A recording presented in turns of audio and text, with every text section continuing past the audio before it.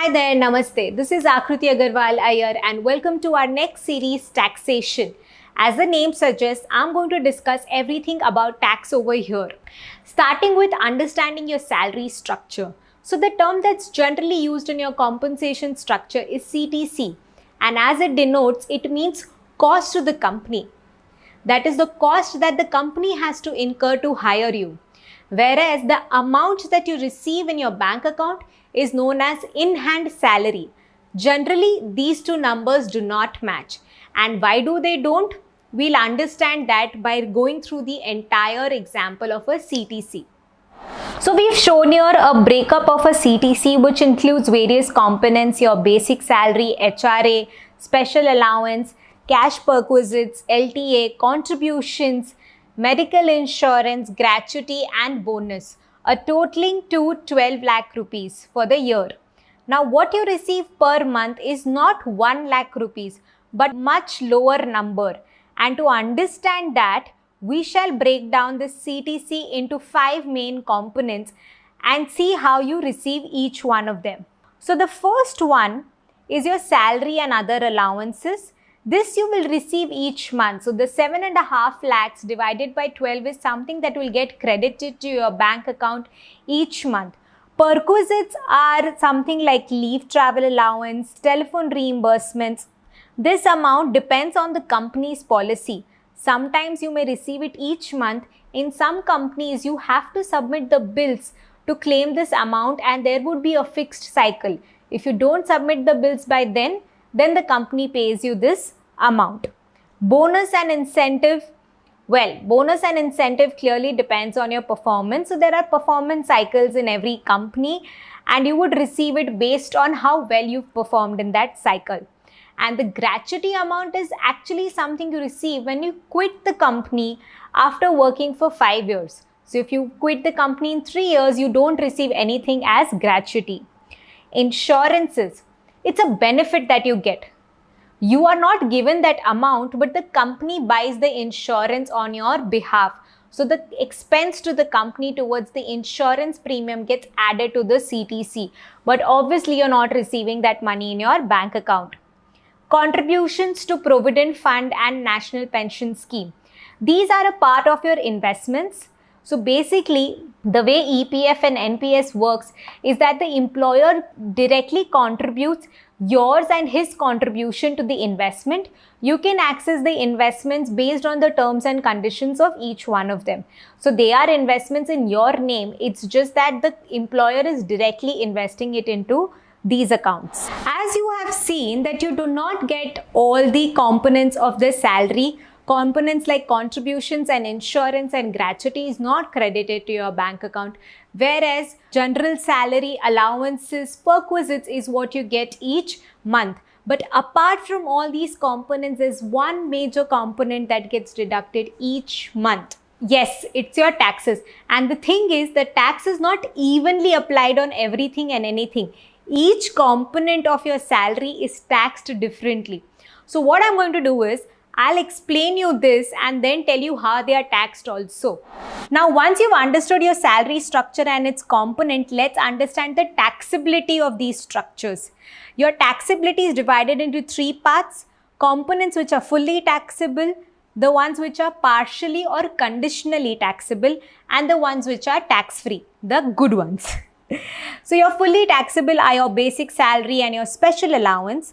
Partially taxable is your HRA, car maintenance, and tax-free components. You get a standard deduction of 50,000 rupees, meal coupons, and certain more components which are generally not provided by employers these days. I'm going to explain you some of the major components of your salary structure which are partially taxable and you must claim a benefit of them.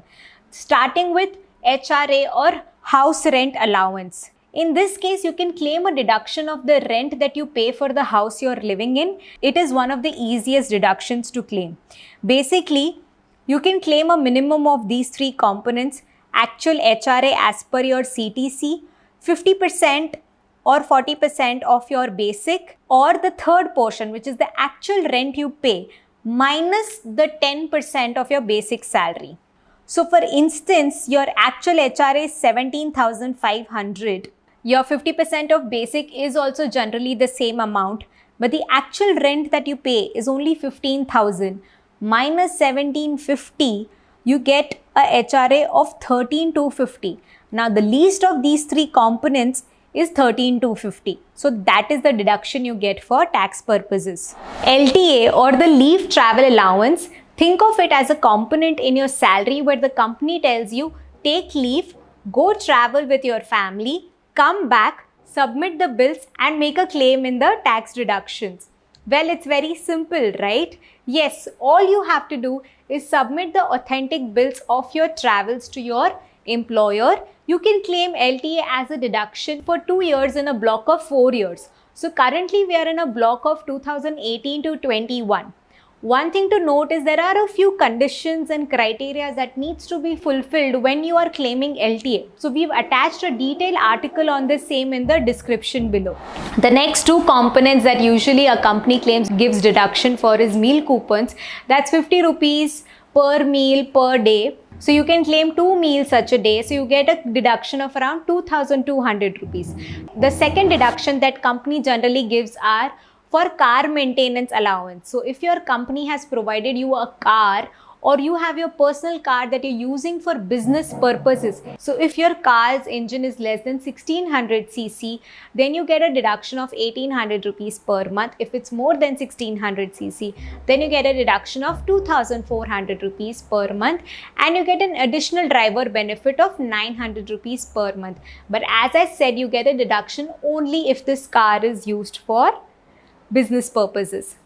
Once you understand these major components of your salary structure, it kind of covers as to how they are separately taxed. One of the components that I haven't discussed here is your reimbursable salary component. If you remember, till 2 years back, you were required to submit your medical bills, your telephone bills and your conveyance bills to claim them as a tax deduction. Well, 2 years ago, the government came out with a change in the policy where every salaried individual was allowed a deduction of 50,000 rupees towards their medical and travel bills. However, the telephone bill still remains. So if your employer has telephone reimbursable component in your CTC, do submit your bills on timely basis to claim them as a tax deduction. Now that we've discussed a lot of things, like we've gone through the CTC, understood the taxability of various components and also understood the reimbursable component, let's have a look at your salary slip to understand what goes into it and how each component looks like. As you can see from here, on the left side are all your amounts that you receive, which is your salary, HRA, which is partially taxable, your special allowance, which is completely taxable, LTA, which is also non-taxable because you would submit the bills. On the right hand side of your salary slip, you see things like taxes, which is deducted by your employer, profession tax. Now, profession tax is a tax which is paid by your employer to the state government. Now, this is not necessarily levied in every state. You must check your salary slip to identify this. Generally, a profession tax of 2,500 rupees is paid each year. So, 200 rupees is deducted each month from your salary slip. An employee and employer's contribution towards PF is the investment amount that is made for you. So after all these calculations, the amount that you would receive each month in your bank account is given. I hope this video has helped you understand the various components of your salary structure, got you introduced to certain concepts like HRA, LTA, which you hear every day in your office. So we don't want taxation as a discussion to be happening for you only when you have to submit your proofs to your employer or when you're filing your income tax returns. Taxation forms a huge component of your income each year, so it's better to understand it in detail.